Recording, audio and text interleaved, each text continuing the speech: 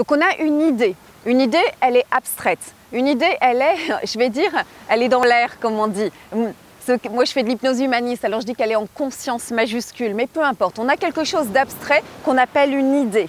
Cette idée, on va comme la faire descendre et elle devient, dans notre cerveau, notre tête, une pensée, une réflexion que l'on mène. Puis, on va la mettre en mots, d'accord, en langage.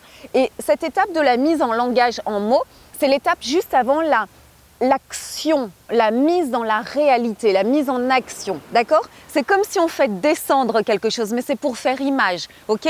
Donc, idée, concept, abstrait, idée, qui devient pensée et réflexion, un temps, qui devient mise en mots et qui devient action, réalité.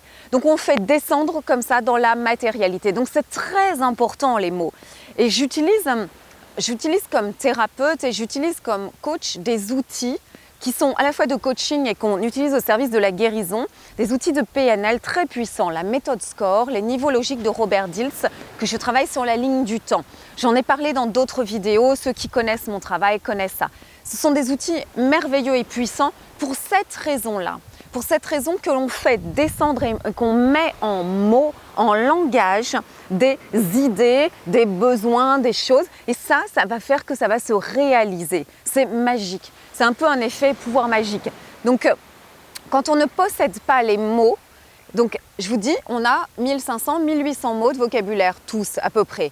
Et inférieur à 900 mots de vocabulaire, c'est dramatique. C'est le chaos en fait.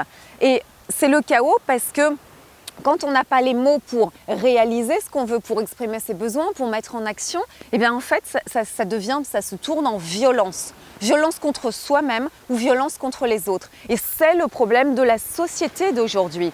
Et le nivellement social, aujourd'hui, il n'est pas dans l'extérieur. Il n'est pas dans l'extériorité, dans la matérialité des vêtements, des choses comme ça. Pas vraiment. Tous les codes sont mixés, mélangés. Tout le monde est en jean. Les marques les plus hip, comme on dit, les plus chics, sont aussi reprises dans les autres milieux sociaux. C'est un brassage. Non, ce n'est pas les fringues et l'accoutrement, si je puis dire, vestimentaire, mais le nivellement social, vous le verrez, vous vous en rendez compte en écoutant les gens parler, dans leurs mots, dans leur champ lexical, dans leur langage, leur phrasé. Et bien sûr que tout le parler banlieue, le phrasé banlieue qu'on peut très facilement singer, hein, mimer, imiter, saccader, etc., etc. Tout ça, c'est ça, le marquage social aujourd'hui au fer rouge, j'aurais envie de dire, pour provoquer un peu, il est dans les mots de vocabulaire et dans le langage exclusivement.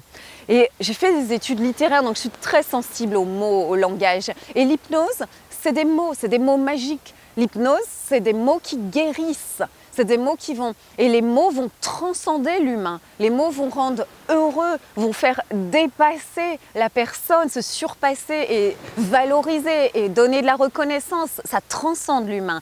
Mais les mots, ils peuvent être méchants et ils peuvent dégrader, humilier, rendre triste, désespéré, etc.